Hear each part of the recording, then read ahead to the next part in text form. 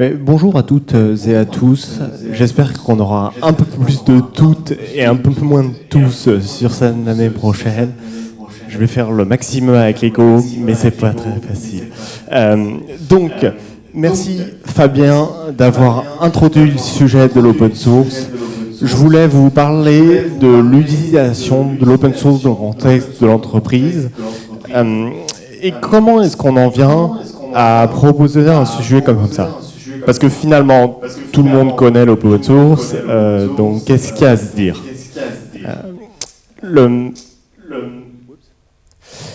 Ça part de cette surprise il y a quelques semaines où des gens viennent me voir dans mes équipes et ils me disent « Ouais, c'est compliqué, on a un Cassandra, mais on doit faire des requêtes, les joins, ça n'existe pas en Cassandra. » Et je leur dis « Mais pourquoi Cassandra ?»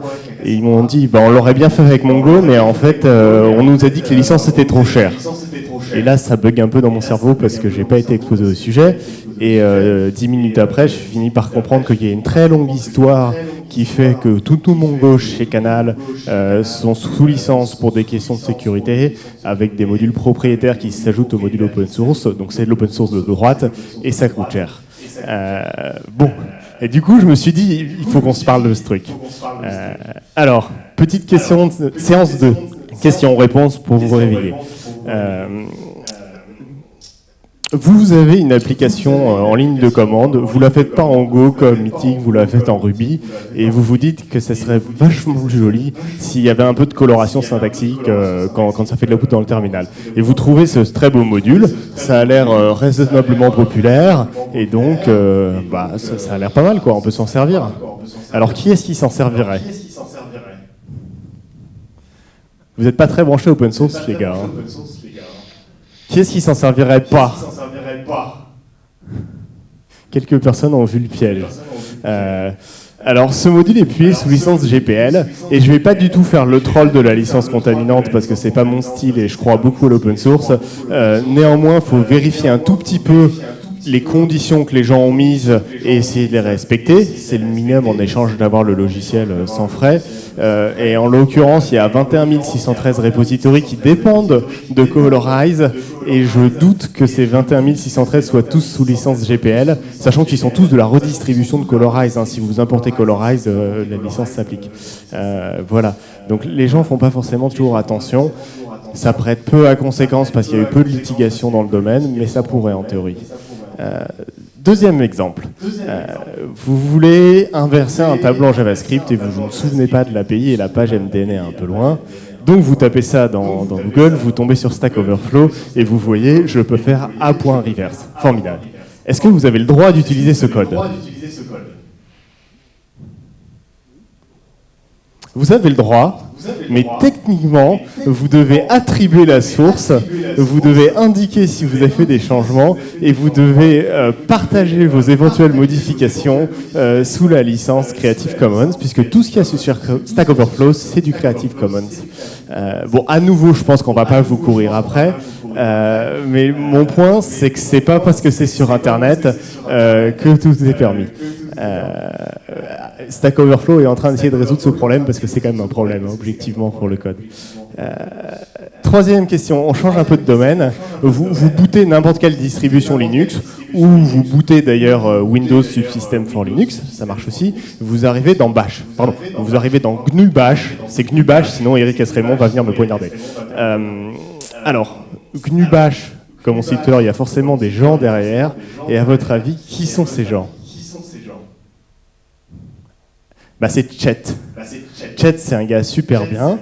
Ça, c'est sa page perso. Et on voit qu'il bosse dans une université aux États-Unis qui lui laisse le temps, visiblement, de maintenir Bash. C'est le seul gars qui commit sur Bash. Là, il était en vacances à Venise, sur cette photo. Si cet été, il vient en vacances dans le Larzac et qu'il aime bien, et qu'il s'installe et qu'il élève des chèvres, on est foutu. Hein. Bash, il n'y a plus personne. Donc, je ne vais pas vous faire pleurer sur les mainteneurs, mais c'est important d'être conscient que, comme on l'a vu tout à l'heure en t'enlevant la main, tout le monde dépend de l'open source, et cette infrastructure en fait dont dépend tout ce qu'on construit en termes de technologie repose pas sur des bases très solides. Et il y a Nadia Iqbal, qui est une ancienne de GitHub, qui a fait un excellent rapport que vous devriez lire. Ça s'appelle Roads and Bridges, The Unseen Labor Behind Digital Infrastructure. C'est 160 pages, mais c'est pas écrit très serré. Ça se lit en 1 heure. Et ça expose très bien tout ce sujet de en fait, comment l'open source existe et comment il est maintenu. Et malgré cette économie de bout de ficelle, finalement, l'open source a gagné la guerre. Fondamentalement, il est partout. Il est partout, y compris dans l'entreprise, et donc si on veut s'en servir correctement, il faut comprendre un petit peu pourquoi est-ce qu'il est partout. Alors je pense que les grands facteurs, c'est ceux qui sont derrière là. Déjà la disponibilité. Vous voulez utiliser par exemple scheduler de job propriétaire à la place d'Airflow, vous devez commencer à faire une étude de marché, des rendez-vous avec des fournisseurs, mettre votre service achat dans la boucle, enfin bref, 6 mois après vous y êtes encore, alors que Apache Airflow vous téléchargez, vous l'installez, puis vous y jouez avec 1 heure après. Donc c'est pas forcément un très bon argument structurel, mais c'est quand même un argument pragmatique qui nous donne de la vélocité. Le deuxième sujet, c'est un sujet d'efficacité. L'open source permet à des boîtes de mutualiser des fonctions communes et globalement on voit que quand on descend dans les couches sur des services d'infrastructure où tout le monde a les mêmes besoins, l'open source est de plus en plus pertinent, ou quand on descend sur des librairies qui adressent des besoins communs, et donc là c'est une bête question d'économie d'échelle. Plus il y a de personnes qui utilisent Symfony, plus l'effort mis dans le développement de Symfony est rentabilisé. Ensuite, le sujet de la qualité, je trouve que Fabien en a très bien parlé. En fait, comme tout se voit, finalement, on s'en tire beaucoup moins bien à couper les coins que si le truc est compilé, on vous file un binaire et peu importe ce qu'il y a dedans. Donc, du fait que tout est visible et du fait que given enough eyeballs, all bugs are shallow, au final, on a des logiciels d'une qualité extrêmement importante. Moi, je suis core développeur sur Django. Honnêtement, quand je vois comment Django est fait, comment la documentation est faite, je suis prêt à défendre qu'il y a peu de logiciels propriétaires qui atteignent ce niveau de qualité par rapport au nombre de dollars qui est mis dedans. Et en parlant de nombre de dollars, le prix est généralement égal à 0, même si l'open source de droite essaye de le faire décoller. Et c'est quand même un facteur qui compte énormément, là où notre job, avec la casquette entreprise et pas la casquette morale, est simplement de faire notre job dans les conditions les plus efficaces possibles, de manière économique. Ceci étant dit, la picture n'est pas idyllique dans les mers des tropiques, puisque aujourd'hui, il y a peu de modèles économiques durables qui ont été trouvés, et on sait que quelque chose qui dépend que de la bonne volonté des gens, finalement, c'est fragile. Alors évidemment, on parlera de Red Hat. Red Hat, ça fait 2 milliards, c'est formidable, sauf que c'est pas très reproductible comme modèle. Ils sont au bon endroit au bon moment, et ils ont une relation un peu compliquée avec pas mal de communautés open source, au sens où Red Hat vendent du support payant à des clients et créent des tickets derrière pour que des développeurs bénévoles corrigent les bugs dont ils vendent 6 mois après le bug fixe à leurs clients, quoi. Je caricature très grossièrement le business model de Red Hat, mais c'est une vraie frustration, et il y a des figures des communautés open source, notamment la communauté Python, qui ont été embauchées par Red Hat et qui en sont partis et qui ont expliqué que c'était pas exactement ce qu'ils croyaient. Je ne reviens pas sur le sujet des burn-out de maintainers, il y en a eu des magnifiques, c'est un vrai problème. Enfin, il y a le sujet de la gouvernance. Quand on est une entreprise, on aime bien bosser avec des gens où on comprend comment ça marche. La gouvernance, c'est ça qui assure que quelques années plus tard, il y a quelque chose qui se poursuit avec des gens, parfois avec de l'argent, parfois sans. On voit les débats autour de NPM le jour où l'auteur de Leftpad se fâche avec la gouvernance de NPM et décide que zut. On voit le fork Node.js à Yo.js, et puis ça se réconcilie après parce que pragmatiquement c'est quand même mieux de bosser ensemble. Et ça, c'est pas des points bloquants, mais c'est des points qui montrent qu'il y a de la souffrance, puisque les modèles de gouvernance, on les a trouvés que par des biais de fondation, par des schémas un peu hybrides et qui restent très sujets à discussion. Alors, ça, c'est l'état du monde aujourd'hui, où donc on voit qu'on n'est pas dans des conditions idéales pour l'entreprise pour utiliser cette ressource. On l'utilise parce qu'elle est là et elle est extrêmement efficace. mais c'est pas confort. Et je pense que pour comprendre pourquoi c'est pas confort, il faut qu'on revienne un tout petit peu dans le passé. Le passé, c'est à peu près quand je suis né, au milieu des années 80. Et à cette époque-là, Richard Stallman lance la Free Software Foundation. Alors, je pense que beaucoup de monde dans la pièce n'était pas né à cette époque-là. En fait, le deal de Stallman, au départ, il s'aperçoit que le logiciel qui était donné avec le matériel, qui coûtait très très cher à l'époque, se met à être commercialisé séparément et il y voit un danger de lock-in pour les users. Et il a une réaction essentiellement politique face à ça, et 20 ans après, il fait des images comme ça. Donc ça, c'est une image de parti politique, pour être clair.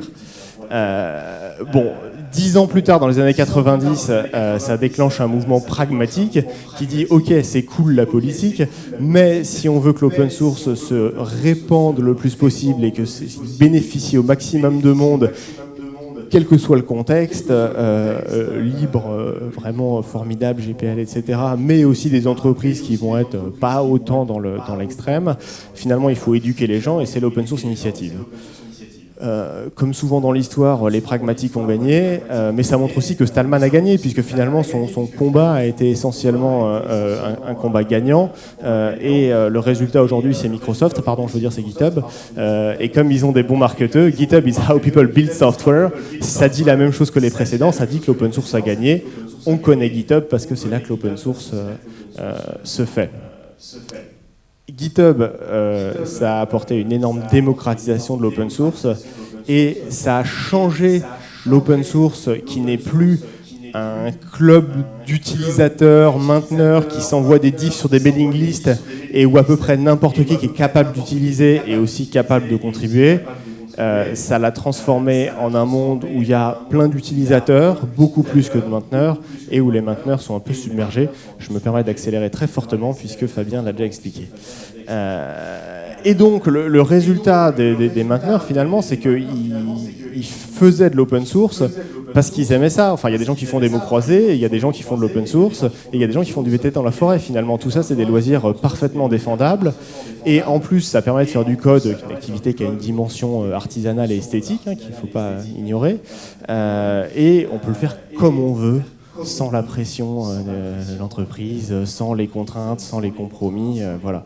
Et c'est quand même un facteur important.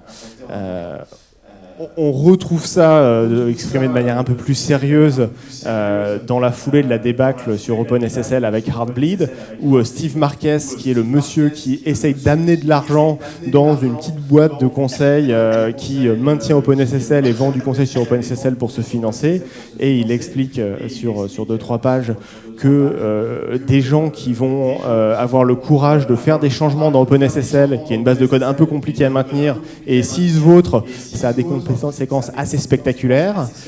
Ces gens, déjà ils se vautrent pas très souvent, et il faut 10 ans pour s'apercevoir quand ils se vautrent, et ils le font parce qu'ils sont fiers de leurs compétences, et ça les éclate de prendre la responsabilité d'OpenSSL parce qu'ils croient au projet. Et donc, dans ces motivations des mainteneurs, même si voilà, j'ai un peu évoqué le sujet de la durabilité de l'économie, on trouve jamais la question de l'argent. Les racines plantées par Stallman étaient très anticapitalistes, il ne faut pas s'en cacher. Le mouvement pragmatique derrière a un peu normalisé ça, mais l'open source garde une relation très conflictuelle à l'argent. Et par exemple, il y a quelques semaines, dans un repo que je maintiens, quelqu'un me relance 4, 5, 6 fois, 2 semaines d'intervalle, assez poliment sur un bug, puis je finis par tomber dessus et lui dire bah, « écoute, j'ai regardé ça hier, je pense que c'est un duplicate d'un autre, je suis en train de m'occuper. Par contre, j'ai un petit peu d'autres choses dans la vie, je suis marié, j'ai des enfants, j'ai des hobbies, des choses. Donc oui, ça avance pas, mais c'est pas bloqué. C'est juste que personne n'est dessus. Si tu me payes, ça va être réglé vite fait. » 14 personnes downvote, comme quoi c'est scandaleux d'estimer que du travail puisse être échangé contre de l'argent. Ce qui est quand même un petit peu la base de l'économie, d'échanger du travail contre de l'argent.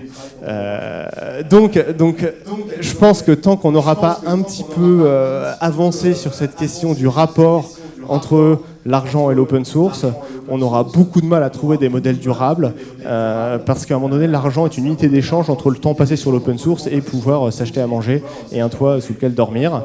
Et ça, on voit le débat qui avance, mais il avance pas très vite et les seuls modèles qui marchent, c'est des modèles très, très locaux. Par exemple, le mainteneur de Varnish, il a une Varnish Moral License, c'est une licence morale qui ne te donne aucun droit sinon ensuite de payer, et il arrive à gagner sa vie comme ça, mais c'est une personne. Et on n'a pas d'exemple à beaucoup plus grande échelle. Alors, où est-ce que ça nous laisse, nous, dans nos jobs au quotidien, face à l'open source?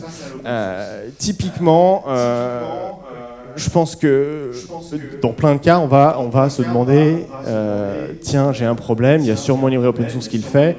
En voilà une, est-ce que je m'en sers? Alors effectivement, le premier débat, c'est toujours est-ce que ça a l'air bien fait? Est-ce que ça répond à mon problème? Est-ce que c'est le bon choix technique dans le cas présent? Quelles sont les alternatives, etc.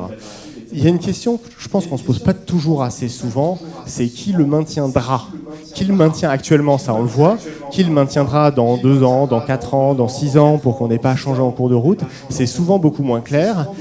Et si la réponse actuelle, c'est ce type qui est très fort et qui est une repère de l'open source le maintient, d'ici 4 ans, c'est sûr qu'il aura burn-outé.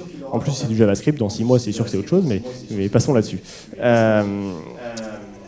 Il y a une deuxième question qui est un peu plus lointaine et moins indispensable si on a de l'expertise interne, mais c'est on va dépendre de ceci. On reste une base Postgres, on va dépendre de Postgres. Pas un mauvais choix dans l'absolu, mais si demain on a besoin d'un coup de main, comment on fait? Est-ce qu'on peut avoir rapidement un coup de main si notre production brûle et qu'on perd beaucoup d'argent? Pour Postgres, la réponse est connue. Pour, je sais pas, CockroachDB, c'est très bien CockroachDB, mais quel est l'écosystème de support autour de CockroachDB en France? La question se pose. Donc voilà, je pense que ça c'est un peu des pointeurs sur comment on alimente un débat constructif sur l'open source et qui commence à nourrir l'écosystème et créer ces liens entre des contributeurs open source, des mainteneurs et des entreprises qui en tirent du bénéfice. Donc, en tant qu'entreprise, si on veut se positionner face à l'open source, je dirais que le plus important, c'est de commencer par comprendre quel est le type de communauté, est-ce que c'est de l'open source de gauche, de l'open source de droite, etc. Pour pas mettre les pieds dans le plat, ce qui est quelque chose, on voit beaucoup de compagnies glisser malencontreusement. Se demander ce qu'on peut apporter. Alors, full disclosure, apporter des patchs à reviewer. En général, les mainteneurs en ont largement assez des patchs à reviewer, mais sait-on jamais. Apporter des reviews, par contre, c'est beaucoup mieux. Et apporter de l'argent, c'est un peu le nerf de la guerre, mais ils ne sont pas toujours équipés pour convertir cet argent en temps, pour le dépenser utilement. Mais on peut apporter plein d'autres choses. On peut sponsoriser des événements, ça marche pas mal. Ça, on sait dépenser l'argent dans ces cas-là. On peut héberger des événements. Les entreprises ont des salles, des espaces. Le mainteneur moyen n'en a pas. Dans tous les cas, comme c'est des communautés décentralisées qui se parlent sur Internet, la construction de la confiance est assez longue et donc il faut vraiment commencer par des petits pas.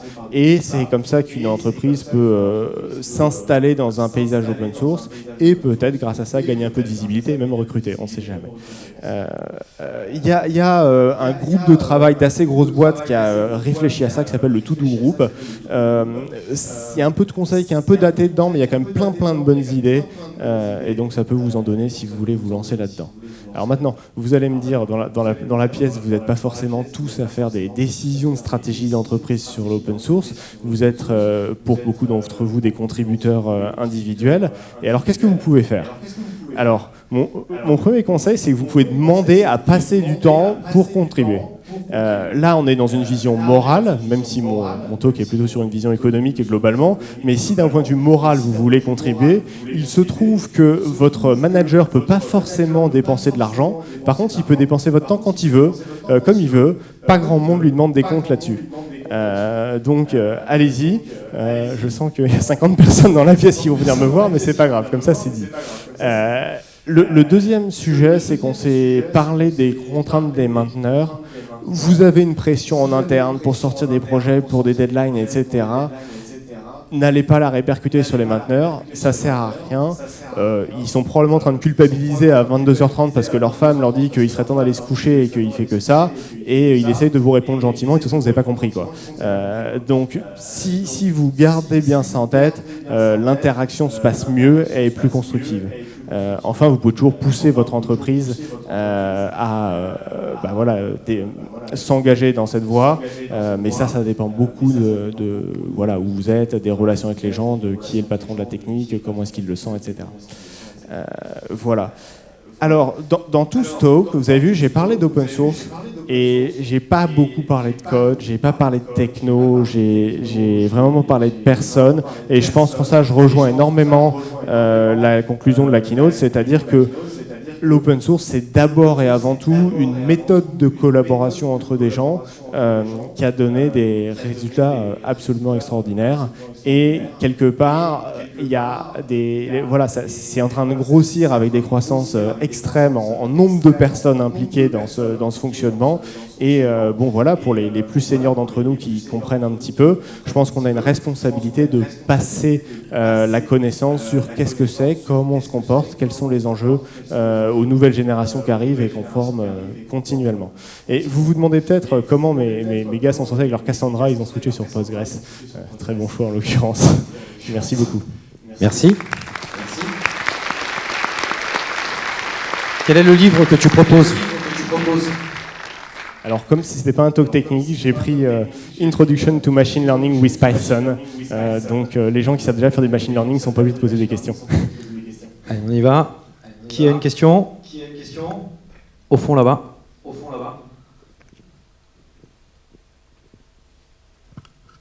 Bonjour. D'abord, merci pour cette très bonne présentation. J'ai une question sur GitHub, puisqu'aujourd'hui, on ne peut pas parler d'open source sans parler de GitHub.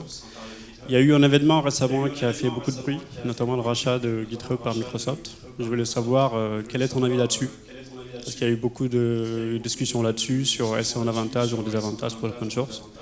Et ce que je voulais savoir, c'est ton point de vue là-dessus. Merci. Alors effectivement, ça pose quelques questions.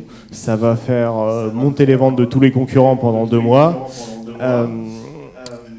Bon, GitHub pouvait être profitable probablement. Microsoft a mis un gros paquet de pognon pour l'acquérir et beaucoup plus de pognon que ce qui est justifié par ce qu'on sait publiquement de GitHub. Donc, ils ont des idées derrière, probablement des idées qui sont les mêmes que le jour où Steve Ballmer a sauté sur scène en faisant développeurs. Ils cherchent à regagner de la légitimité auprès des développeurs face à des écosystèmes où ils ne sont pas, notamment tout l'écosystème Ruby on Rails, Python, Django, Node.js, tout le machine learning qui se fait en Python, etc. Ça, c'est parti sans eux. Et je pense qu'ils cherchent à raccrocher un peu tout ça en reprenant du mindshare chez les devs. Est-ce qu'il faut flipper pour GitHub ? Toute acquisition se fait avec des promesses que tout va rester comme avant. Ça n'est jamais le cas. Maintenant, si on doit débarquer de GitHub un jour et prendre autre chose, ça se fera un peu dans la douleur, mais ça se fera. Donc en gros, on continue, on verra bien. Il y a eu des débats sans fin quand plein de projets open source sont passés sur GitHub, parce que GitHub, c'était pas assez open source, c'était propriétaire, etc. Ces débats sont derrière nous. Si demain on en a d'autres, on avancera. Désolé, j'ai le micro. Est-ce que vous avez une politique de l'open source chez Canal, du coup ? Il faut que je m'en occupe. Mais merci. Est-ce qu'on a une question au premier ? Alors, pour info, on essaye de répartir les questions aussi un peu dans toute la salle. Il n'y a personne au premier. Je te le repasse juste après. Bonjour. Il y avait des solutions autour du crowdfunding et je voulais savoir ce que tu pensais autour de ça. Il y a JUnit 5 qui a été développé grâce à ça, avec ce type de subvention, et je voulais savoir ce que tu en pensais. Alors, il y a le support des templates Jinja 2 dans Django qui a été développé comme ça. J'ai fait 8000 balles. Ça m'a à peu près payé mon temps. Le vrai problème, c'est que c'est tous mes potes qui m'ont payé. Et donc, c'est déjà des gens qui donnent beaucoup de temps, qui vont donner un peu d'argent en plus. Et donc, je pense que c'est juste pas la solution. Les entreprises, c'est dur de payer sans avoir quelque chose de concret en face. parce que après le contrôle de gestion râle, etc. Et donc tout le problème, c'est de trouver quelque chose de suffisamment tangible, mais qui ne cannibalise pas le temps des mainteneurs. Et donc vendre du support, ça les cannibalise par exemple. Donc enfin, il y a 1 million de discussions autour de ça, et à nouveau le rapport de Nadia Iqbal est vraiment très bien. Il fait la picture complète, et c'est un problème qui n'a pas de solution simple. Il y a beaucoup de gens très très intelligents qui ont passé beaucoup de temps dessus déjà, et on ne l'a pas encore craqué. J'ai une question. Comment se passe la gouvernance d'un projet open source? C'est-à-dire, par exemple, sur Django, comment on détermine quel feature on va implémenter, où ça va? Comme, en fait, il n'y a pas de leader, entre guillemets, c'est une communauté. Donc, comment vous faites pour aller dans une direction et pas éviter de vous disperser, de perdre en efficacité? Alors, je vais la faire bref, parce que je pourrais faire 1 heure juste là-dessus. La plupart des projets démarrent avec un dictateur, 2 dans le cas de Django. Quand ils sont gentils, ils s'appellent Benevolent Dictator for Life, donc c'est dictateur à vie mais gentil. La méthode de priorisation, c'est le consensus. Quelqu'un veut écrire une feature, les gens n'ont pas l'air contre, ils sont plutôt pour, c'est parti. Et après, il faut que quelqu'un écrive le code. Après, au bout de 10 ans, il y a des dictateurs qui s'épanouissent dans le rôle, et il y en a d'autres qui cherchent à passer la main.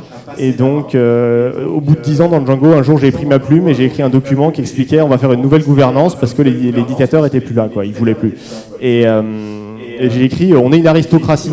Parce qu'on était une aristocratie, il y avait un groupe de gens qui s'auto-renouvelaient lui-même qui pilotaient le projet. Et puis les gens ont trouvé que ça faisait un peu désordre, et donc on a plutôt cherché à devenir une démocratie, et puis on est sur ce chemin-là. Mais c'est hyper compliqué et c'est dur d'avoir ces discussions. Alors, donc Microsoft a racheté GitHub, on l'a dit, notamment parce que c'est un des plus gros contributeurs sur GitHub. Et donc ma question c'est, est-ce que finalement, on a beaucoup parlé de personnes derrière l'open source, est-ce que finalement, c'est pas la responsabilité aussi des entreprises de faire de l'open source? Une entreprise, elle vend un service, elle pourrait aussi contribuer à l'open source en open sourçant son code source, ou en tout cas une partie de son code source. Oui. Et c'est pratique d'avoir le code source, tu peux le regarder, tu peux le patcher, mais ça ne te donne qu'une petite partie des bénéfices, notamment tout ce que j'ai parlé, tout ce que j'ai expliqué sur l'efficacité de mutualiser du dev. En gros, quand tu as Facebook qui fait React, Microsoft qui open source.NET, Google qui fait Angular, je pense que le projet reste très tenu par un petit groupe de gens, et donc tu n'as pas ces effets de communauté qui se déploient, donc tu n'as que des bénéfices partiels. Mais il y a quand même un côté de normalisation de l'open source qui est déjà très intéressant par rapport à l'époque du Fear, Uncertainty and Doubt qu'on a connu. Donc c'est un pas. C'est pas le modèle idéal final que j'espère voir dans la décennie qui vient. Merci.